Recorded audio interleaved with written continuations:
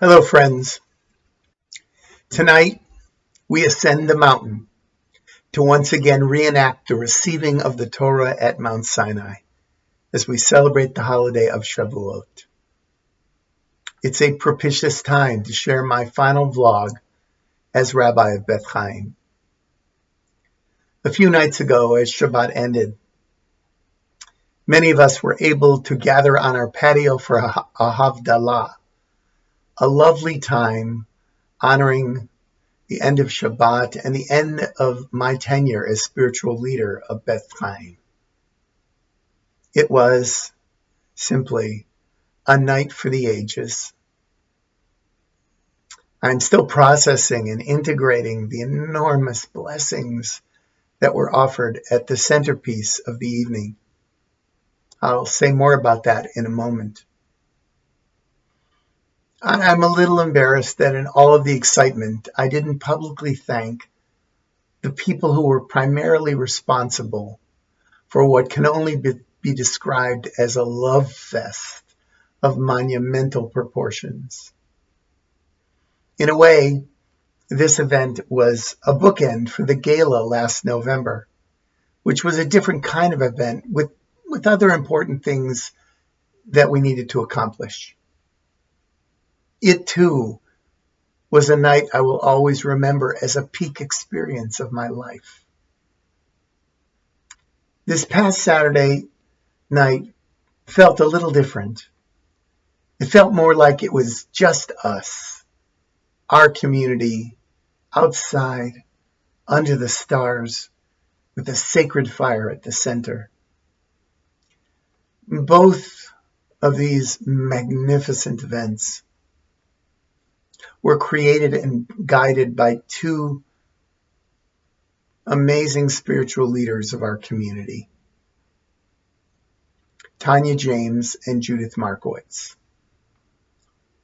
Their energy, their love, and creativity, along with Aryeh Cohn, president of Beth Chaim, was so clear and so powerful. We are so blessed to have Aryeh in this leadership role. His love of our community and understanding of the central goal of reaching out and bringing people in is such a gift to Beth Chaim. Aryeh, Judith, and Tanya are three very special people in my life, and I am so grateful for the time and the love that they poured into both of these extraordinary events. Of course, there were others involved in making this past Saturday night unforgettable for everyone who was there.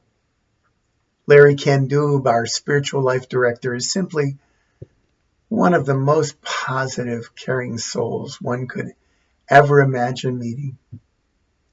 He brings his love of Judaism, his love of humanity into everything he does, and he helped organize the event as he does everything for our community, with an open heart and a sense of grace that is so beautiful. Whenever we've done a sacred fire welcoming of Shabbat on Friday evenings, which we began really this year, I have always prepared and tended the sacred fire. Each one, I think there were probably 4 or 5, maybe 6 during the year. Each one was extraordinary in its own way. I love tending the sacred fire. And it was so sweet to see Larry hold this space with such care and attention at the Havdalah celebration. You know, we have a lot of talented food preparation people in our community, but there is none better than Evan Levy. And he brought all of his skill and artistry to the way we were all nourished at the event. A true artist. And we're grateful that Debbie Roof baked all of the miniature chalot that we consumed as well. Our leaders have so much heart. They care so much. What a gift. One of the sweetest moments of the Havdalah was the singing of our Chazanut group, our cantorial group.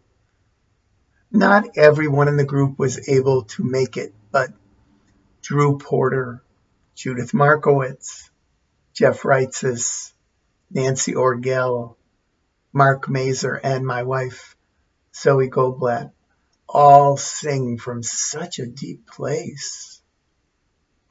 The cantorial group has been the spiritual voice, the choral invitation to our community to sing, to pray, to express joy and wonder for the entire length of my tenure as rabbi. And it has been one of my greatest pleasures to sing with this incredible group of folks.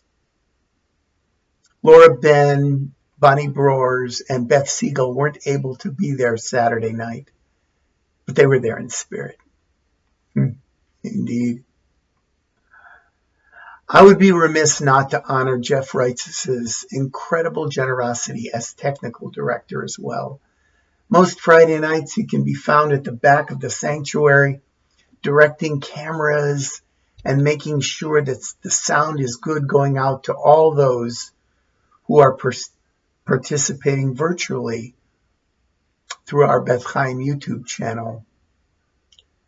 Jeff made sure that the sound was good for the Havdalah, and he does all of this work as a volunteer, taking such joy in giving to our community.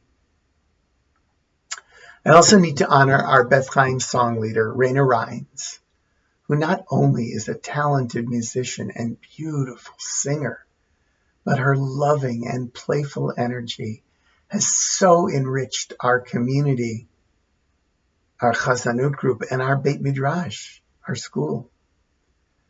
Raina was kind enough to bring along her husband, Spencer, an amazing musician who played and sang with Raina for an hour as our people gathered and schmoozed on the patio before Havdalah. We're so blessed to have Raina lead our Ruach services, and this year she will also be the musical director for our High Holy Days, having sat in and learned our repertoire during Eve Decker's final year last fall. My friends, as we move into this time of transition, these precious pieces, our Chazanut group with Raina, will provide continuity and connection to everything we have created together. This gives me so much comfort and peace. And of course, one cannot have a meaningful or important Beth Chaim event without Deborah Wexler's involvement. When she is not centrally planning an event for our community, she's always there, asking what thing that needs doing that she can pick up. Often she doesn't even ask. She just sees it and does it. She brings her keen attention to details, even if, as it was Saturday night, counting the RSVPs. And she does this with so much love. There are many more leaders in our community who are not involved directly in the Havdalah event, but we need to fully appreciate the blessing of the quality of leaders who year after year stand up and caringly love this community forward. The highlight of the Havdalah goodbye ceremony was the circle of blessings. One after another, members of our community stood up, took the mic, and shared important life moments that I was privileged to be involved with as rabbi of Beth Chaim. I know there were many people who didn't get a chance to speak, and I've heard from some of you, and I thank you for taking the time to do so. And the blessings that were offered a few nights ago were, for me, a clear testimony to the work we have been doing together over the past 3 decades. The willingness of people to speak from their hearts, to express their appreciation for what being a part of this special Jewish spiritual community has meant to them, was something beyond the beyond. It was the Torah of our community. It was our mountaintop sacred moment. The laughter and the tears, the deep honesty and vulnerability, the willingness to share some of the most important moments in our lives together in public is the greatest measure of the quality of this Jewish spiritual community. There was so much love, so much transparency. Even when the words failed, the heartfulness came through. Young and old and everyone in between shared in this sacred moment for our community. I know and deeply, soulfully appreciate that people came for me, but it was much bigger than me. It was us. It was us together. And as with all sacred moments, it lives in timeless time. The blessings that were offered live within us. Continue to nourish all of us. Just witnessing someone else's experience invites us to share it with them. This is how Jewish community coheres, is strengthened, and in these shared moments of wonder, of drinking deeply at the well of blessings, we become the community we were meant to be.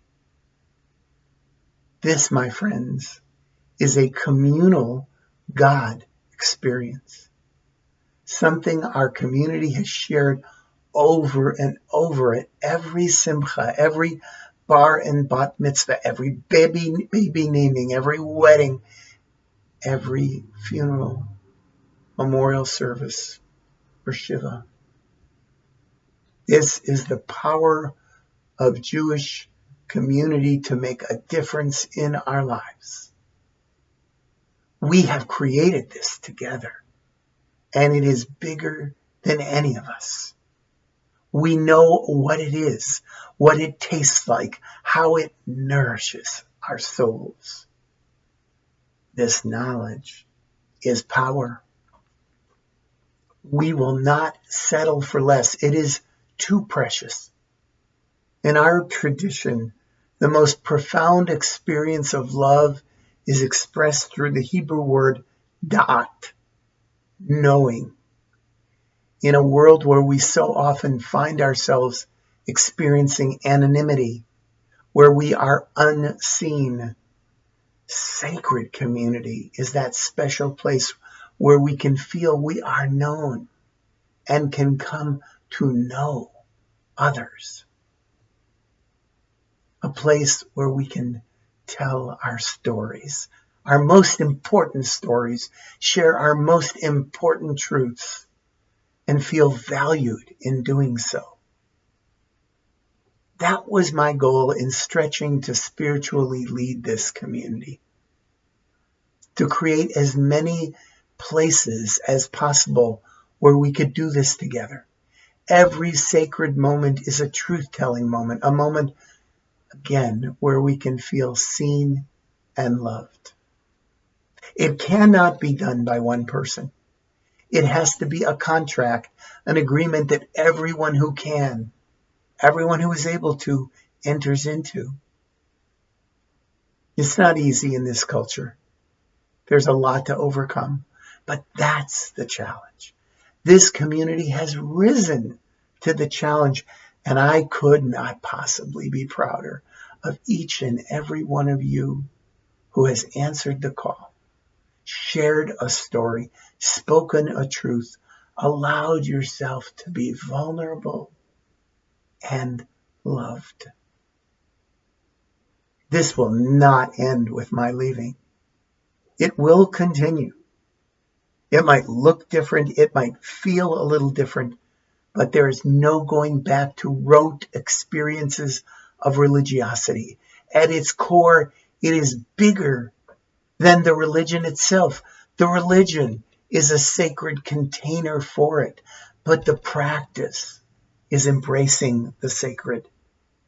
It's like biting the apple in the garden. Our eyes are opened. We know what it feels like, how it touches our souls. I am excited to see where the community goes from here. Let's be frank, the interim period is simply a time to take stock and prioritize what we are looking for in the next Rabbi of Beth Chaim. I am confident that we will look for someone who understands how to build on what we have created, someone who loves to facilitate the sacred. They will do it differently than I do. Hopefully they will do it better than I do in some ways.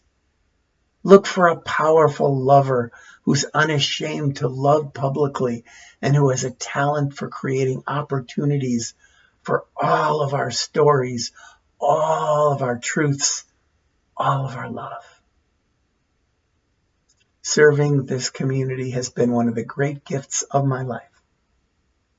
Wherever I go, I will always be a rabbi of Beth Chaim.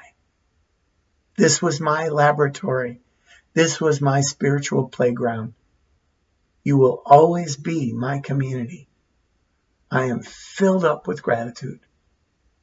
Thank you. Thank you for all these blessings, for sharing all these sacred moments together. Ken Yehi Ratzon, so may it be. Stay safe and be well. Shalom uvracha, peace and blessings. And Chag Sameach. Happy Shavuot.